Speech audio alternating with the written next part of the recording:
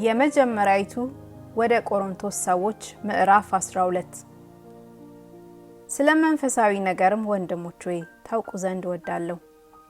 አሕዛብ ሳላችሁ በማናቸውም ጊዜ እንድትመረምሩ ድምጽ ወደ ሌላቸው ወደ ጣዖታት እንደተወሰዳችሁ ታውቃላችሁ።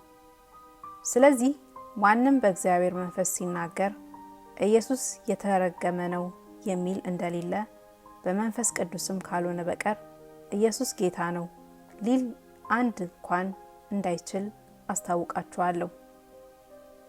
የጸጋም ስጦታ ልዩ ልዩ ነው፣ መንፈስ ግን አንድ ነው። አገልግሎትም ልዩ ልዩ ነው፣ ጌታም አንድ ነው። አሰራርም ልዩ ልዩ ነው፣ ሁሉን በሁሉ የሚያደርግ እግዚአብሔር ግን አንድ ነው። ነገር ግን መንፈስ ቅዱስን መግለጥ ለእያንዳንዱ ለጥቅም ይሰጠዋል። ለአንዱ ጥበብን መናገር በመንፈስ ይሰጠዋልና፣ ለአንዱም በዚያው መንፈስ ዕውቀትን መናገር ይሰጠዋል። ለአንዱም በዚያው መንፈስ እምነት፣ ለአንዱም በአንዱ መንፈስ የመንፈስ ስጦታ፣ ለአንዱም ተአምራትን ማድረግ፣ ለአንዱም ትንቢትን መናገር፣ ለአንዱም መናፍስትን መለየት፣ ለአንዱም በልዩ አይነት ልሳን መናገር፣ ለአንዱም በልሳኖች የተነገረውን መተርጎም ይሰጠዋል። ይህን ሁሉ ግን ያ አንዱ መንፈስ እንደሚፈቅድ ለእያንዳንዱ ለብቻው እያካፈለ ያደርጋል። አካልም አንድ እንደሆነ ብዙም ብልቶች እንዳሉበት፣ ነገር ግን የአካል ብልቶች ሁሉ ብዙዎች ሳሉ አንድ አካል እንደሆኑ ክርስቶስ ደግሞ እንዲሁ ነው።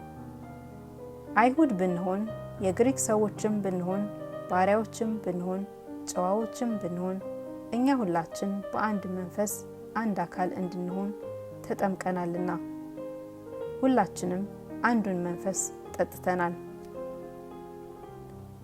አካል ብዙ ብልቶች እንጂ አንድ ብልት አይደለምና፣ እግር እኔ እጅ አይደለሁምና የአካል ክፍል አይደለሁም ብትል ይህን በማለቷ የአካል ክፍል መሆኗ ይቀራልን?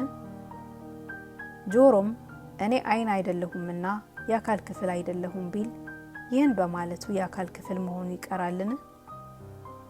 አካል ሁሉ ዓይን ቢሆን መስማት ወዴት በተገኘ? ሁሉም መስማት ቢሆን ማሽተት ወዴት በተገኘ? አሁን ግን እግዚአብሔር እንደወደደ ብልቶችን እያንዳንዳቸው በአካል አድርጓል። ሁሉም አንድ ብልት ቢሆንስ አካል እንዴት በሆነ? ዳሩ ግን አሁን ብልቶች ብዙዎች ናቸው፣ አካል ግን አንድ ነው። ዓይን እጅን አታስፈልገኝም ልትለው አትችልም፣ ወይም ራስ ደግሞ እግሮችን አታስፈልጉኝም ሊላቸው አይችልም። ነገር ግን ደካሞች የሚመስሉ የአካል ብልቶች ይልቁን የሚያስፈልጉ ናቸው። ከአካልም ብልቶች ያልከበሩ ሆነው የሚመስሉን በሚበዛ ክብር እናለብሳቸዋለን፣ በምናፍርባቸውም ብልቶቻችን ክብር ይጨመርላቸዋል። ክብር ያላቸው ብልቶቻችን ግን ይህን አያስፈልጋቸውም።